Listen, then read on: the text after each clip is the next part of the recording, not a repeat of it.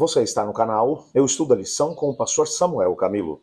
Hoje é domingo, dia 6 de outubro de 2024. E o tema que estudaremos na nossa lição da Escola Sabatina será o milagre do alimento para 5.000. O texto que leremos hoje é João capítulo 6, versos 4 e 5, que diz: Ora, a Páscoa, a festa dos judeus, estava próxima. Então Jesus, erguendo os olhos e vendo uma grande multidão que se aproximava, disse a Filipe: Onde compraremos pão para dar de comer a essa gente? Você conhece a história. O João ele vai dar alguns detalhes quando vai mencionar a história. Lembra do que eu mencionei na lição de ontem? Eu mencionei a você que, diferentemente dos demais evangelhos, João ele não vai narrar milagres feitos por Jesus. Aliás, ele nem vai usar o termo milagre, ele vai utilizar o termo sinais. Cada ação extraordinária feita por Jesus remetia a uma verdade específica que Jesus queria colocar diante das pessoas. Então ele vai chamar essas verdades específicas de sinais. Esses sinais, João tinha como objetivo fazer com que as pessoas pudessem entender que Jesus Cristo é o Messias. E crendo que Jesus é o Messias, pudessem receber a vida eterna através dele. Entretanto, esse milagre, o milagre do alimento para os 5.000, ele tem alguns detalhes que são muito importantes. Vamos relembrar só a história? Eram cerca de 5.000 homens, sem contar mulheres e crianças. Estamos falando, dizem alguns comentaristas bíblicos, de algo em torno de 14, 15 mil pessoas por baixo. Talvez até mais gente do que isso. Essas pessoas haviam estado com Jesus o dia todo. Quando está se aproximando a tarde, os próprios discípulos se aproximam de Jesus e dizem: manda embora esse povo porque as cidades estão distantes e essas pessoas estão com fome. Daqui a pouco vão começar a passar mal aqui no meio desse deserto e vai ser complicado para nós. E Jesus vai dizer: antes vamos dar de comer a eles. E ele vai testar, o próprio Filipe, ele vai perguntar, Filipe vai perguntar: Senhor, aonde vamos conseguir pão para essa gente toda? Até o Filipe vai duvidar da situação e Jesus vai perguntar o que eles têm. O próprio Filipe vai dizer: eu tenho aqui, eu vi aí entre a multidão um menino que tem 5 pães e 2 peixes. Jesus vai dizer: então tragam para mim. Ele vai orar e vai distribuir esse mesmo material entre os discípulos, que vão entregar para a multidão. Toda a multidão come e ainda restam 12 cestos cheios das sobras que foram recolhidas no final. Essa história, ela vai, de alguma forma, servir como um sinal. A gente vai estudar durante a semana o desdobramento. Hoje, o nosso propósito é entender a própria questão do sinal, ok? Existem alguns elementos, e eu achei muito interessante aqui a forma como os autores da lição trabalharam esse mesmo sinal, que vão colocar essa história em paralelo com a libertação do povo de Israel de lá do Egito. A começar pelo fato de que era a época da Páscoa. João capítulo 6, verso 4 vai apontar para esse detalhe. A Páscoa era a festa que celebrava a libertação do povo de Israel do cativeiro egípcio. Então, a primeira coisa que João vai dizer, João é o único dos evangelistas que, ao narrar a história, vai dizer a época em que ela aconteceu. Era um período que estava próximo da Páscoa. João, o que está aqui tentando fazer é que as pessoas agora, quando olharem para a história, elas olhem para o todo e se lembrem: opa, Páscoa, o momento em que o Cordeiro é morto, o Cordeiro simboliza o Messias, que um dia vai morrer em favor da humanidade para poder salvar a humanidade. O João já está levando os seus ouvintes para esse fato. Lembra da Páscoa, lembra do Cordeiro. João Batista já tinha apontado nessa altura Jesus como o Cordeiro de Deus que tira o pecado do mundo. Então, quando ele vai falar de Páscoa, as pessoas vão lembrar do Cordeiro e vão lembrar que João Batista apontou Jesus como o Cordeiro de Deus. Um outro detalhe que é mencionado aqui também é que Jesus Cristo ele subiu ao monte, João capítulo 6, verso 3, assim como Moisés havia subido no Monte Sinai para ter um encontro com Deus. Você repara que Jesus Cristo, existem várias evidências ou várias menções a Jesus subindo ao monte. A primeira menção é de que antes de poder fazer o milagre, Jesus ele sobe ao monte, ele ensina as pessoas. Lembra que Moisés ele sobe o Monte Sinai para receber de Deus os ensinamentos para trazer para o povo que estava lá embaixo. Jesus está fazendo a mesma coisa, Jesus está ensinando, e durante o dia todo ele ensina as pessoas. e vai agora também entregar o alimento para eles. Um outro detalhe que o João também vai mostrar é que depois do milagre operado, quando as pessoas agora estão reagindo ao milagre, Jesus Cristo manda os discípulos embora para o outro lado do mar da Galileia e ele mesmo vai subir de novo o monte, sozinho, e vai passar algumas horas em oração junto com o Pai, antes que ele possa andar por sobre as águas e encontrar os discípulos. Então, veja, esse detalhe também deve ser levado em consideração. Jesus, por 2 vezes na narrativa, ele vai ser colocado em cima do monte, o que nos lembra Moisés. Moisés, cada vez que ia se colocar diante do povo, ele subia ao monte, e recebendo da parte de Deus, ele entregava para as pessoas. O que o texto está aqui dizendo é que Jesus agora, como o segundo Adão, Jesus como o Filho de Deus, ele tem essa conexão com Deus, da mesma forma que o Moisés também tinha. E por que isso aqui tudo é importante? Você já vai entender isso. Um outro detalhe que é aqui mencionado é que Jesus ele testou Filipe.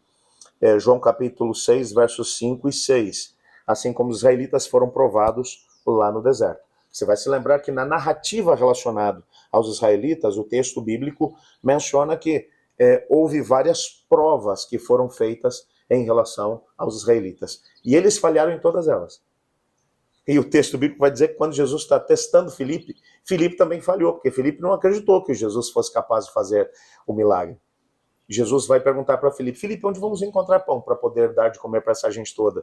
Filipe vai dizer, Senhor, nós não temos nada, a não ser, porque ele já tinha passado pelo meio da multidão para ver se conseguia levantar alguma coisa, 5 pães e 2 peixes. O que o Filipe está dizendo é, não tem o suficiente. A semelhança do povo de Israel, aqueles que estavam com Jesus também não passaram no teste.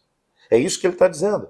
A mesma graça que foi necessária para salvar o povo de Israel durante aqueles 40 anos de travessia pelo deserto, foi necessária para as pessoas que estavam vivendo com Jesus naquela época. Um outro detalhe, um outro paralelo que nós encontramos aqui, é que a multiplicação dos pães, João 6, verso 11, vai lembrar o próprio maná. O maná era o pão do céu, o pão que vinha do céu. Aliás, essa terminologia, pão do céu, vai aparecer várias vezes na narrativa. Não na narrativa do milagre, mas posteriormente, no discurso que Jesus vai fazer no dia seguinte, no pós-milagre. As pessoas vão vir de novo a Jesus, vão dizer, nossos pais comeram do maná no deserto. E Jesus vai dizer, eu sou o pão vivo que desceu do céu. O pão que vai ter hoje sou eu. Você quer pão? Coma a minha carne e beba meu sangue. É esse o detalhe que a gente vai perceber. Então você encontra também aqui um paralelo com o maná que caía do céu. O próprio ato de recolher os pães que sobraram, João 6, verso 12, também vai remeter ao maná, que era recolhido pelos israelitas todos os dias. Isso é interessante. Antes que o dia amanhecesse, as pessoas elas deveriam se levantar e recolher o maná, que aparecia em cima do solo. Agora, depois que o milagre é feito, as pessoas comem, os discípulos eles vão agora recolher o que sobrou. É um gesto que vai relembrar aquilo que acontecia também lá atrás. A quantidade de sobras, sobraram 12 cestos cheios dos pedaços de pão. João capítulo 6, verso 13. O mesmo número das 12 tribos de Israel. 12 é um número que chama muito a atenção. 12, ele vai representar aqui a plenitude do povo de Deus. Você se lembra que são 12 as tribos de Israel, assim como Jesus acabou escolhendo 12 apóstolos. Então, há aqui uma menção, ainda que de forma indireta, às 12 tribos de Israel que estavam na travessia do deserto. Você percebe quantos paralelos nós encontramos aqui? E há um outro detalhe aqui ainda também. O povo ele comentou que Jesus era o profeta que viria ao mundo. Em João capítulo 6, verso 14. Isso claramente é uma referência ao profeta semelhante a Moisés, que foi predito lá em Deuteronômio capítulo 18, verso 15, aonde o texto vai dizer, o Senhor, o seu Deus, fará com que do meio de vocês, do meio dos seus irmãos, se levante um profeta semelhante a mim. A ele vocês devem ouvir. Moisés já tinha predito a chegada do Messias, que viria em semelhança ao próprio Moisés. Então repare que até quando eles vão dizer, esse é o profeta que deveria vir, quando eles veem o milagre e encaram essas semelhanças com aquilo que foi a experiência de travessia do deserto, eles entendem, Esse era o profeta que Moisés tinha dito que viria, um profeta semelhante a ele, por causa dos paralelos que eles veem no que Jesus fez com o que aconteceu com Moisés e o povo de Israel. Então, nessa perspectiva, tudo aponta para Jesus como o novo Moisés que veio para poder libertar o povo.